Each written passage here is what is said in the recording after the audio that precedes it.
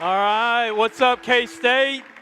Hey, I'm excited to be with you tonight. My name is Heath Alexander, and hopefully that video helped a little bit of help you understand a little bit more of our heart. Is that our heart here with K-State Stumo is to come alongside you, to serve you, and to help you take a step forward in your faith, no matter where you're coming from, no matter what your background is, and no matter where you're at. That's really our heart. Before I jump in tonight, I wanted to affirm you guys on a busy week, kicking off the new semester, taking time on a Thursday night to come out and join us here on a Stumo night. I would affirm that. That shows a lot of initiative on your part to grow, to take steps forward in your faith. And I know in college, with so much going on, it's not always easy to take time to grow spiritually. And so I would affirm that. From the years that I've spent on the college campus, I respect that a ton, and I would encourage you to do that more.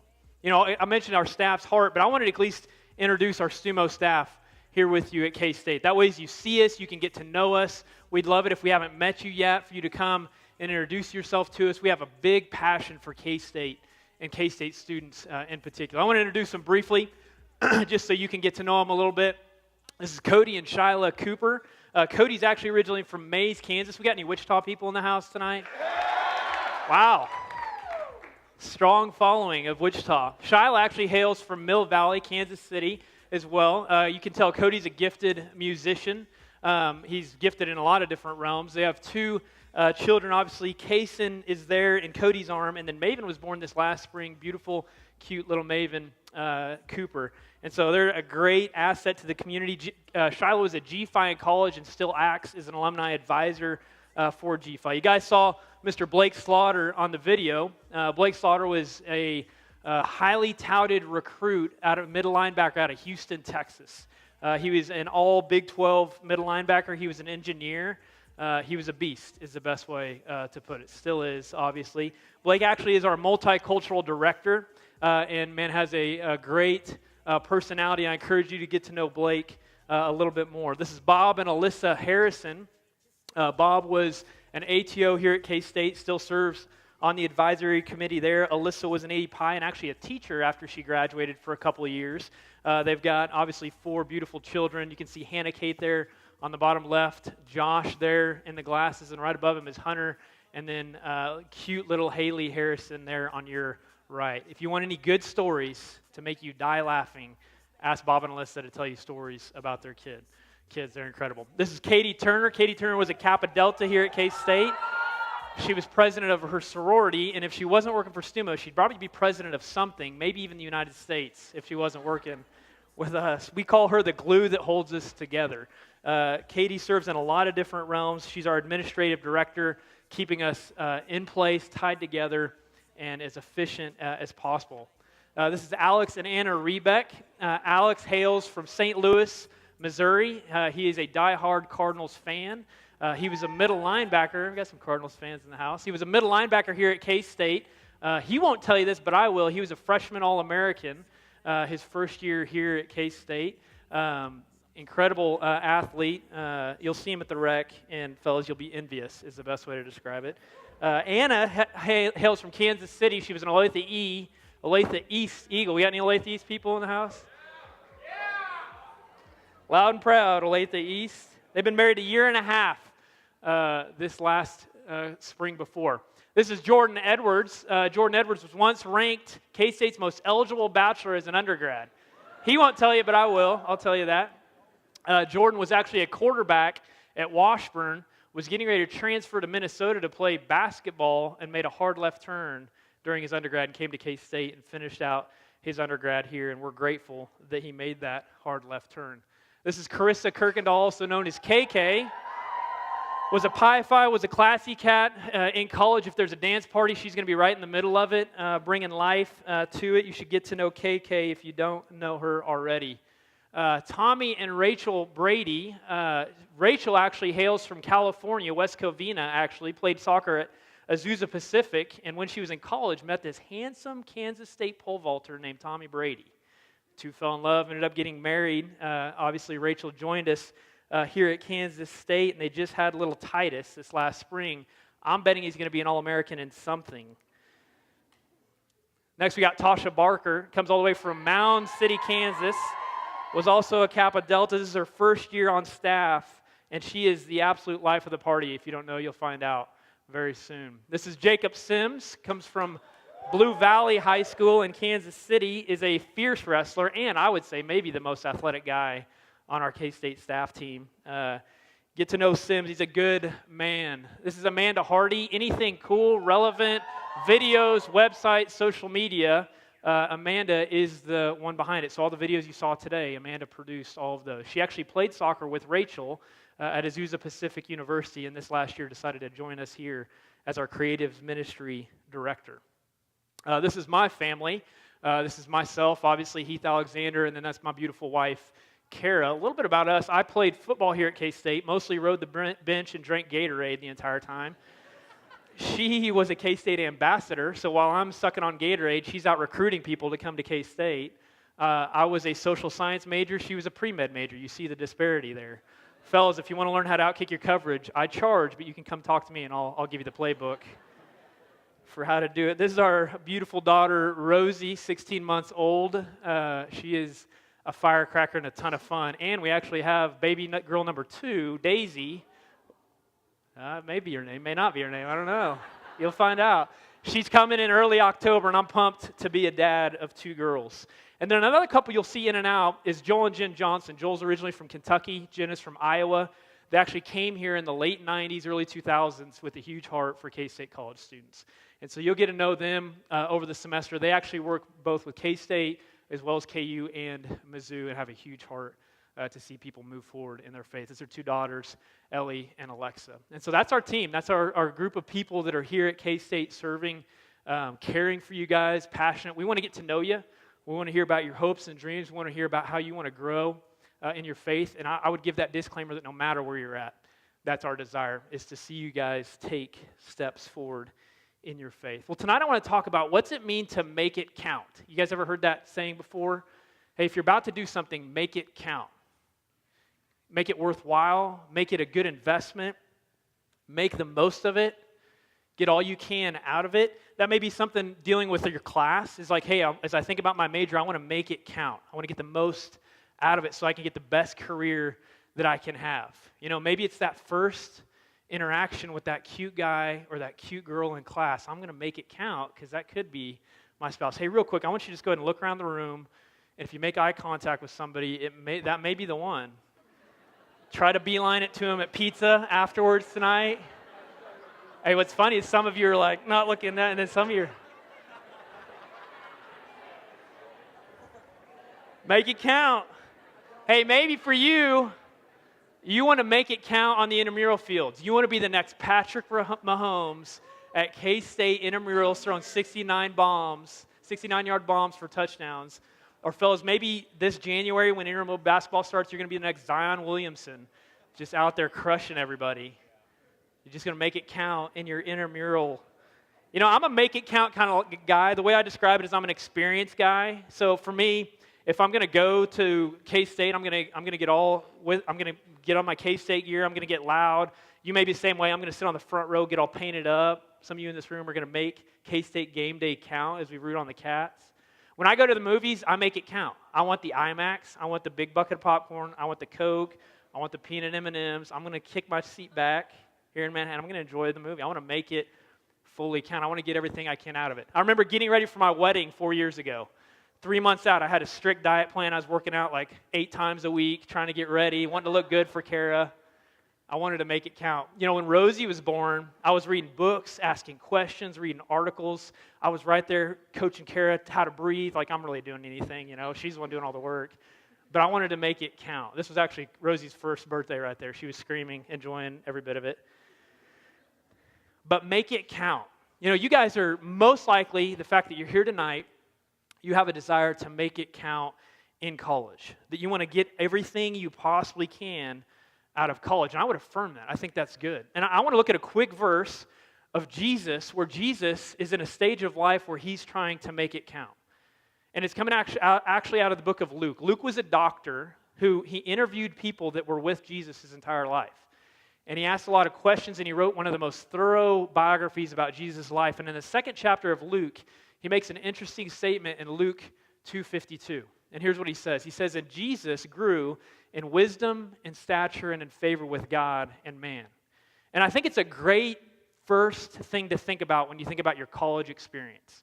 Is here's Jesus, the perfect human being, and he's modeling for us this idea of making his life, his experience, the time and frame that he's in right then and there, making it count. And you can see 4 areas that he's really making it count in. Number 1 is that he grew in wisdom, is that he was growing in his knowledge. Now, you guys, that's why you're here at K-State, is that you selected a specific major to grow in wisdom and intellect and knowledge so that you can contribute and make money to society beyond K-State. We got any business majors in here tonight? Education majors? Any engineers tonight? Any architects probably studying? Oh, wow, I figured you'd be in studio right now. That's good. Is that you came to college to grow in your knowledge, and Jesus is saying it's a good thing. He himself said, hey, he grew in wisdom. The perfect human being models growing in wisdom and knowledge. Second thing is that he grew in stature. Is that Jesus, just like us, grew physically. It was a part of who he was. And so it may mean that, man, I'm going to put on, some of you are already well on your way to your freshman 15 right now, and we're only a week in, okay? We got any Derb fans out there? Man, I was kept alive with the Derb in college. What about Kramer? Anybody digging the Kramer? Strong opinions. Hey, you will change physically in college. You know, this one's probably more passive, but you'll look different. I look very different at the end of my college career than I did at the beginning of my college career. Fellas, you're going to be getting those gains no matter what it takes, right? Is you want to get big. You want those 6-packs. Ladies, maybe Zumba, Pound Fit, I think, are some of the classes that are out there right now. You'll find them. Total body toning. Anybody do Kayla workouts anymore? Hey, Jesus grew physically, and so will you in college. And then the fourth thing it talks about is I'm going to skip the third, but the fourth one he talks about is how Jesus grew in favor with man. And I would say this is probably the second predominant reason you came to college is to grow socially. Is that you wanted to grow in your favor with people. You wanted to learn how to interact with people. You wanted to meet people. You wanted to build friendships that were going to last. Potentially wanted to meet a spouse while you're in college, is that you have a desire to grow socially. I mean, I think that's why it's so cool that it's such a common thing for people to live in the dorms for the first year to 2 years of college is just to meet people. That's why Greek houses exist, to create social life. Athletic teams exist. Clubs and different organizations on campus exist to help you grow as a person that can interact socially. And Jesus did the exact same thing. And then the last thing, or the third thing that Jesus grew in was his favor with God. Is that this was his purpose on earth? Is that while he was growing in his knowledge, while he was growing physically, while he was growing socially, he was also growing spiritually. You could draw it out just like this. This is what perfect human development looks like, as God designed it, as Jesus modeled it. Is that I grow intellectually, I grow socially, I grow physically, and I also grow as a human spiritually, regardless of where I'm at. But I think too often this is honestly what the college experience looks like. Is that I'm going to get a degree, and it's very important to grow in your knowledge and wisdom. I'm going to grow socially. You should. You shouldn't be hiding underneath a rock while you're in college. You need to be out, meeting people, interacting. Man, encourage you to grow physically. Take care of your body. But I think it's important to think through, how do I want to grow as a human holistically, how do I, just like Jesus did, how do I grow spiritually while I'm in college? And that's what I want to talk about tonight is what's it look like to make it count specifically, not just in your wisdom, not just in your social life, not just in your physical life, but tonight we want to talk about what's it look like and why should you make it count when it comes to your faith in college. Really making the most of growing spiritually in your faith in college. I love how the Bible, in my opinion, as I've been on the college campus for a while now, is more relevant, it's just as relevant today as it was the day it was written, specifically to college students. That may be a surprise to you. And there's a verse in the book of Ephesians that I think gives 3 clear reasons why it's so important to make your faith count while you're in college. Not to just wait or to think it's not that important, but really to focus in on that fourth sphere of that pie chart and say, hey, I really, just like Jesus, want to grow in my favor with God. I really want to grow spiritually. And so check out Ephesians 5:15 through 16 with me. This is the Apostle Paul, and he's talking to a group of people that are wanting to make it count in their faith. And I think it gives us 3 realities that you need to embrace as you're going into your college career. For some of you, this may be your first year at college. You may have literally just graduated high school last May. And I think it's important to think through how to make it count in the next 4 to 5 years, because it'll go like that. Or for you, it may be your 5th year. And maybe I've maximized my faith in college, or I've put it on the back burner, but what's it look like for me to make it count as I'm going into the last bit of my college career? How do I make my faith count? And why is it so important to make my faith count in college? So check it out. This is the 3 realities that we're going to pull from this of why you should make your faith count. He says, be very careful then how you live, not as unwise, but as wise, making the most of every opportunity because the days are evil. And so we're just going to unpack it. 3 things I think you can pull from this that are 3 realities for you sitting in your seats tonight as you think about your life in college and really making it count for God. First one is that first reality that comes out of this verse is that your time in college is absolutely foundational. Your time in college is foundational. See what he says at the very beginning? He says, be very careful then how you live. What God's saying there is because college is so foundational, you have to be strategic and think intently about your next steps. Being cautious and being strategic with it and thinking, hey, what's the best and what's not the best is your college life, even as I mentioned here on the very beginning, it's very foundational. You think about the foundation on a house is one of the most important parts of the house because it determines how big and tall and strong either a house or a tower or a building is. And so you got to view your college years as laying the foundation of your life. And that's why God himself says, be very careful how you live, not as unwise, but as wise. Is that college really is a very strategic time.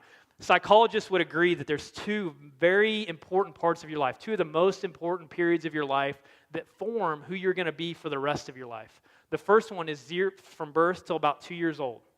That's kind of where you're learning how the world operates. Obviously, you learn a lot more beyond 2 years old, but psychologists would all agree that's one of the most important formative times of your life. But then it's interesting because, as you think about high school and college, young professional, middle age, retirement, they say the second most formative point of your life is age 18 to 23. That's exactly where you all are right now. You're at the second most formative part of your life that will in a lot of ways determine how you're going to live the rest of your life. And that's why God says be very careful. Think of how to make college count in your faith because this in a lot of ways will determine how you live the rest of your life. Check out this quote. It says, who you decide to be and what you decide to prioritize in college will by and large carry over into the rest of your life. It's kind of easy to be like, hey, well, I'll live a little bit different once I get out of college, but what you don't realize is the foundation you're building now is really how you're going to build the rest of your life on top of it. And so it's a great opportunity to say, hey, I want to build and make my college experience counting in my faith and growing. I've seen this to be true with buddies I graduated with. Who they decided to be in college and what they prioritized, even though the geographical location changed and even what they did changed, they were still, and by and large, the same person. And so it's so important to be very careful how you live and make the most of your college because it really is going to determine the type of husband you're going to be. I've seen that in my own life.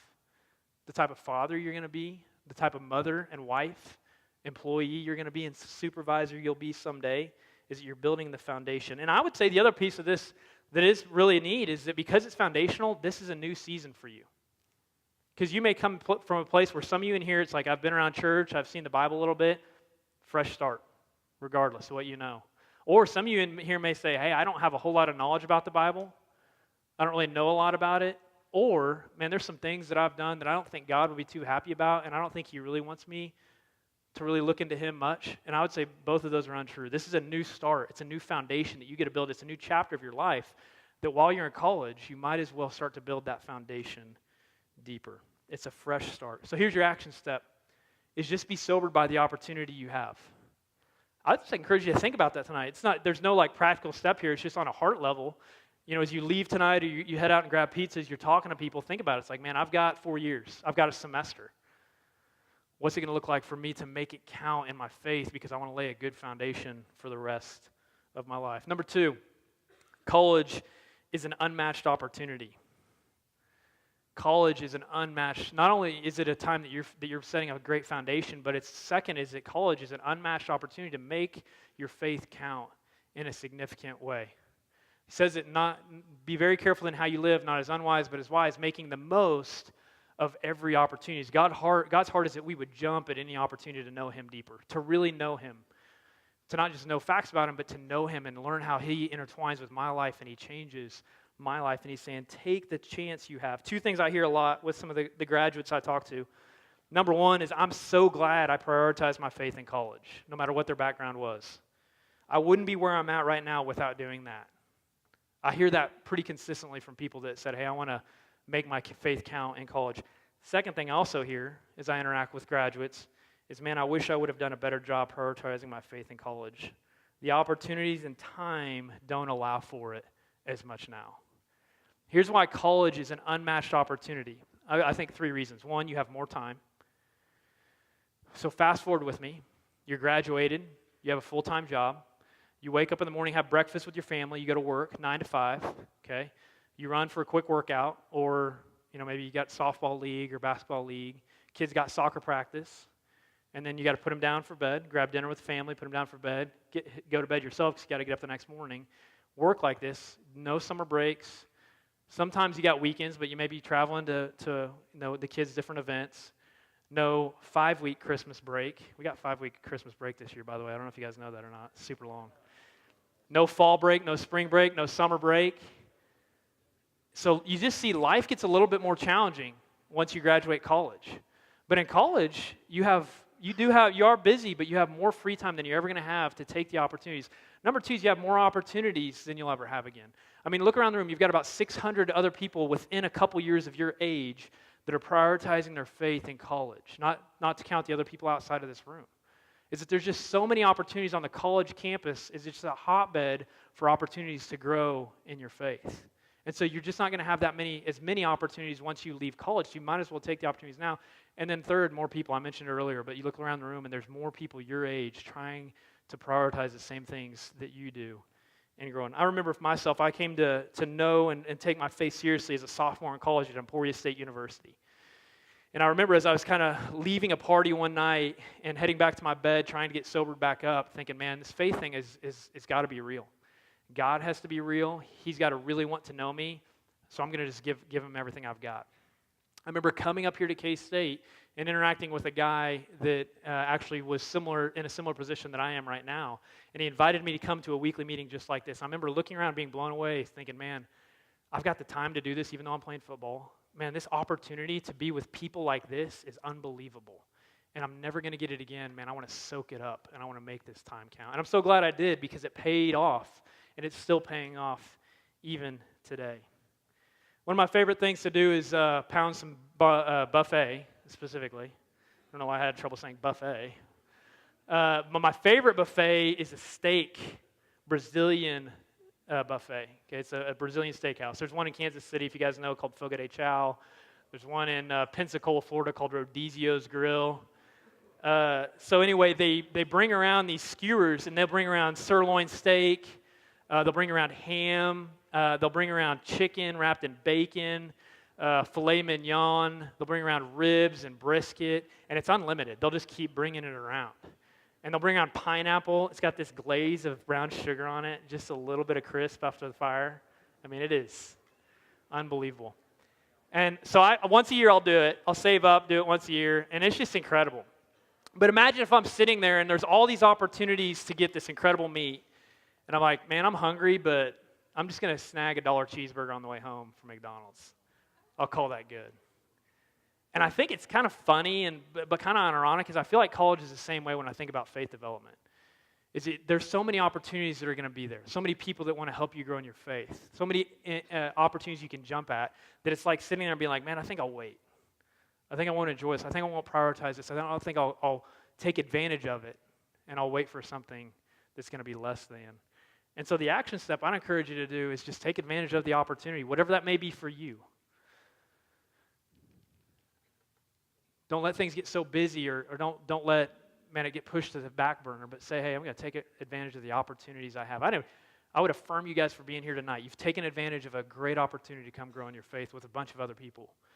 And keep looking for those type of opportunities to grow in your faith. Well, I wanted you guys to hear from one of your own, one of your peers, that made it a top priority for him to take advantage of opportunities and to grow in his faith in college. And so why don't you guys help me welcome up Matt.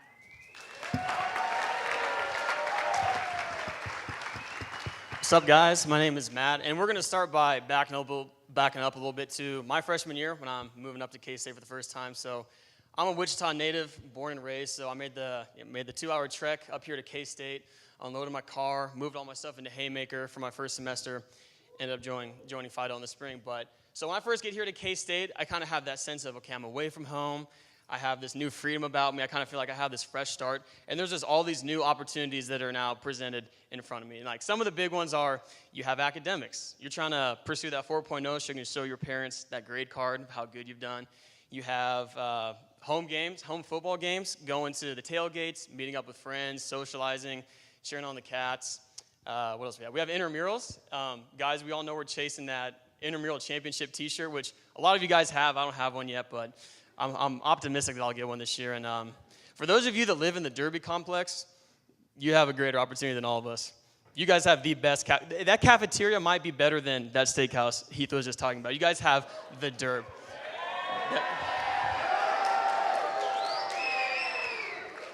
So when I think back on my time in the Derb, I would go there and I would post up. There'd be people going there, they'd get their food, they'd sit down, they'd eat 10 minutes and they're gone.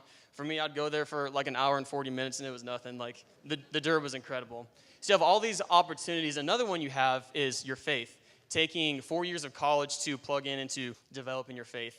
And for me, coming into college, I had a faith background. It was important to my family, but it was never something that impacted my life, never something that would dictate anything about me. It was something I never took the next step in, not something that was a big priority. But the opportunity to plug in happened pretty quick while I was on campus. There was a guy in Haymaker that invited me to his Bible study. I had friends inviting me to these Thursday night meetings, and I had an older friend named Kyle that showed me what it looked like for him to grow in his faith. So kind of initially, kind of the same how it was for me in high school. I was like, this hasn't been a priority before, and I have all these other opportunities that seem more appealing, so it's still not going to be a priority in my life. But thankfully, over the course of my freshman year, I kind of got a new opinion on that. So the more that I hung out with my friend Kyle, the more I got to see the way that he was living, and I could see that he was a dude that took his faith seriously.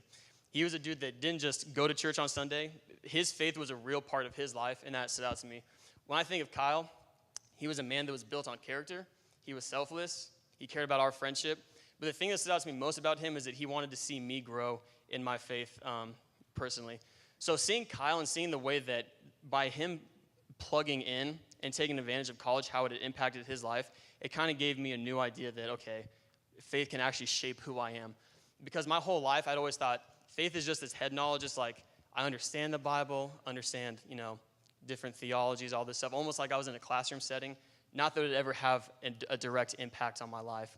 So after kind of viewing it this way, I realized, well, if I plug in college, I guess I can have my character shaped. I guess I can have my life shaped. And I realized if Christ can change my life to make it the best possible, then it's time for me to start taking my faith seriously. So since deciding to plug in, since deciding to take my faith seriously, I can say it's the best decision that I've ever made. The friendships I've made are deeper than the ones I've had before. The memories I made are better than the ones I've had before. I'm taking advantage of the 4 most influential years of my life, like Heath was talking about, setting myself up for who the man I'm going to be post-college, who I'm going to be for the rest of my life. And I can confidently say that the friendships I've developed in college, the memories I've made, and the personal growth I've seen would not have happened had I not plugged in during my college years. So a verse that kind of brings us all together is 2 Corinthians 5:17, and it says, Therefore, if anyone is in Christ, the new creation. If anyone is in Christ, the new creation has come. The old is gone. The new is here. I just see that true of my life and a lot of the people around me. So I'll just say, looking back on these last 3 years, had I not plugged in, not only would I not be the man that I am today, but I would not be the man that God wants me to be. So thank you guys for listening, and I'm going to give it back up to Heath.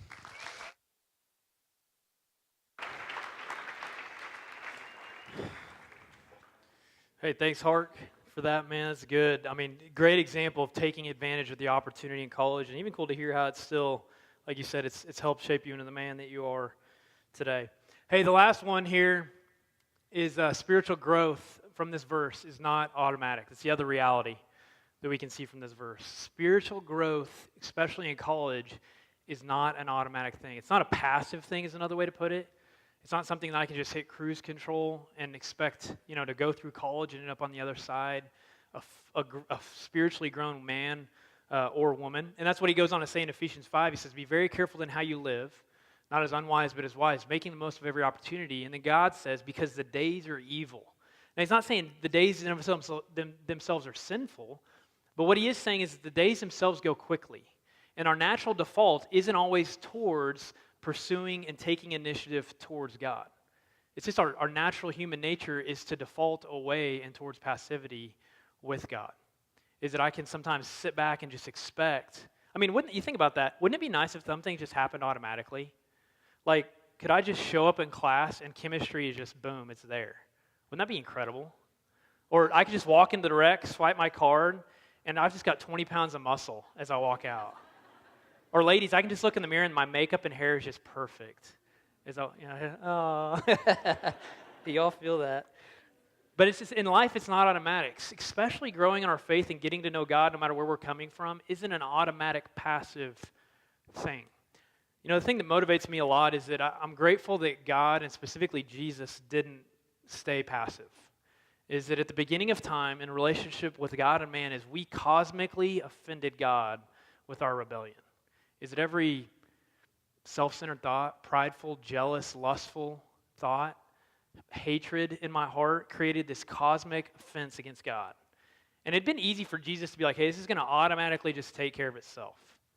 But it's cool to me that Jesus wasn't passive, is that he took initiative towards us to the greatest extent that a person could possibly take initiative, is that he put himself on our level and that he took all that offense on himself and he paid the cost that we owed God, which was death.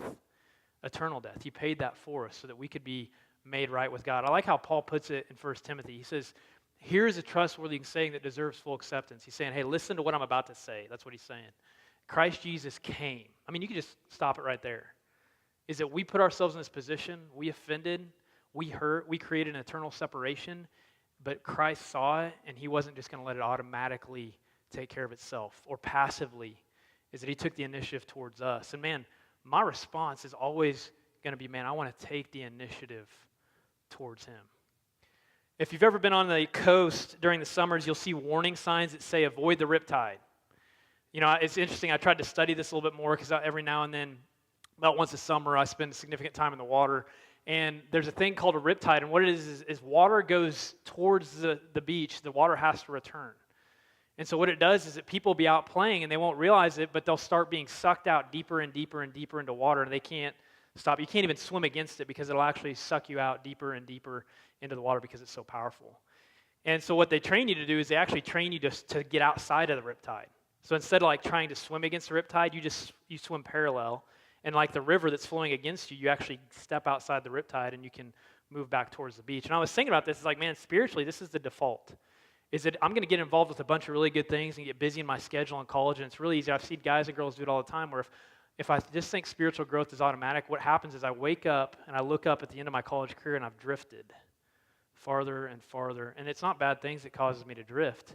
It's just because I've been passive and I've expected this spiritual development to be automatic, and that's not necessarily the case. I like how C.T. Studd, one of the best athletes in England, one of the wealthiest people in England, he said, man, if Jesus be God and he died for me, then no sacrifice can be too great for me to make for him. So what he's saying is no matter where I'm at, if he did all this for me, it could just be a simple step for me to take. Or me just simply getting outside my comfort zone a little bit, or maybe me carving out some time in my schedule, or me asking some good questions that are going to help me grow in my faith. So a good action step is just take a personal step to grow in your faith this semester, lastly. Man, what's a practical step that you could take to grow in your faith this semester? Maybe it's carving out time on Thursday night to keep coming back. We're going to have 2 specific message series that are crafted specifically for you guys as college students in 2018 to help you guys grow in your faith. Keep coming back on a Thursday night. For you, it may be signing up for a Bible study and being part of a group of people that are really looking in. And maybe for you, that's fresh if you're new here at K-State. Or maybe it's just you wrestling with God over some things, asking some big questions and just investigating who he is for the first time. I can't describe it for you. You're going to have to decide on your own terms. What is that practical step I can take to grow in my faith this semester, to make a little bit of a sacrifice to get to know God more? When I was when I graduated college, I worked a year of construction, and one of the hardest things I did in construction was lay cement. Cement is one of the most physically demanding pieces of construction that you can do. And it's interesting because to lay cement well, cement has to be at the right moisture and the right temperature for you to be able to form it. And so me and a group of guys were laying a brand new garage on the south side of Manhattan here. And so we laid it, we got it in place, and then we had to run some errands. Well, we came back, and the cement had already set to a certain extent. And so I remember we had lights out there, and I had what they call a float, is what you see. A float is actually what smooths the cement, pulls the water to the top so you can make it look smooth and nice and formed. And I remember out there just trying as hard as I can to shape this cement, but it was too late. I'd kind of already missed my window. And some dude in South Manhattan still has a jacked up garage right now.